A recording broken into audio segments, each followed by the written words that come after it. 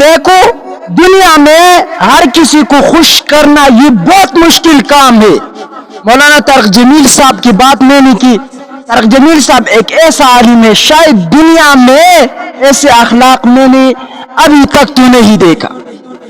اتنا خدمت کیا ہے عقیدہ علماء دیوبند کی کہ شاید یہ بھی کسی نے نہیں کیا. لیکن لوگوں کو کیا کہنا, لوگ تو ایسا ہوتے ہیں کہ آپ کے پیچھے باتیں لگائیں گے. طارق جمیل صاحب ایسا ہے, مفتی طارق مسعود صاحب ایسا ہے. مولانا طارق جمیل صاحب نے جب ان کو فون کیا, ایک طالب علم تھا یا مولوی تھا, میرا ہم عمر تھا, میں نے تھا اور مولوی نے تھا. طارق جمیل صاحب دین کی خدمت کرتے تھے, قرآن کی خدمت کرتے تھے, حدیث کی خدمت کرتے تھے. تو میں مولانا سے گزارش کرنا چاہتا ہوں کہ آپ مولانا سے معافی مانگو, طارق جمیل صاحب سے معافی مانگو. شاید وہ جو انداز میں علماء دیوبند کی تاریخ بیان کرتا ہے, دنیا میں کسی کے منہ میں اتنا اثر نہیں, کسی کے اندر اتنا اخلاص و تقوی امپاسبل, ہر کسی کو خوش کرنا امپاسبل. تو مولانا طارق جمیل صاحب نے پہلا بات کیا تھا, پہلا بات یہ کیا کہ میں آپ سے معافی مانگنا چاہتا ہوں. میرے دل میں ایک خوف آیا کہ مولانا کی شان دیکھو, مولانا کی کردار دیکھو, مولانا نے کتنا خدمت کیا ہے. آج تک کسی نے علماء دیوبند کی اتنا خدمت امپاسبل کیا ہے, مگر میری نظر میں کہتا ہوں تو مولانا طارق جمیل صاحب نے جتنے لوگوں کو اسلام کے دائرے میں داخل کیا ہے, اللہ نے کیا ہے سب, لیکن ان کے لیے وسیلہ کون بنا؟ مولانا طارق جمیل صاحب بنا.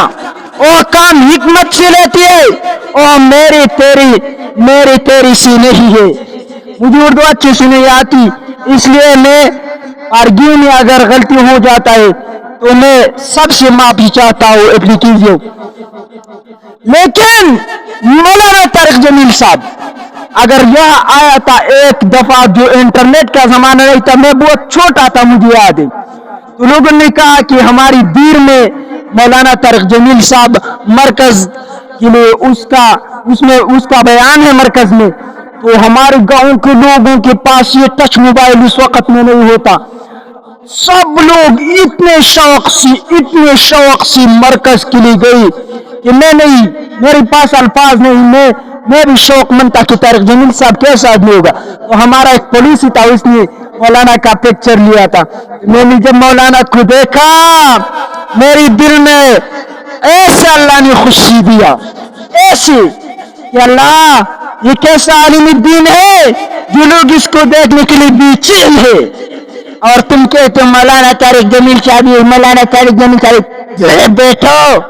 بیٹھو اے جنید پتر, آپ ابھی مولوی بن گئے. مولانا طارق جمیل صاحب نے کتنا تکلیف اٹھایا ہے مولوی بن کے لیے. تم اس کی تاریخ سن لو. جنید جمشید جیسا انسان, انہوں نے کس بات پر متاثر کیا؟ اس بات پر متاثر کیا کہ مولانا کے بارے میں آتا ہے کہ جب جنید جمشید صاحب کہتے ہیں خود میں ان سے ملا تو میں نے کہا کہ یہ گانا بجانا گانا گایا یہ روح کی غذا ہے. مولانا نے کہا کہ روح کی غذا نہیں, جسم کی غذا ہے, جسم. اس بات کی وجہ سے اللہ نے ان کو ہدایت دیا.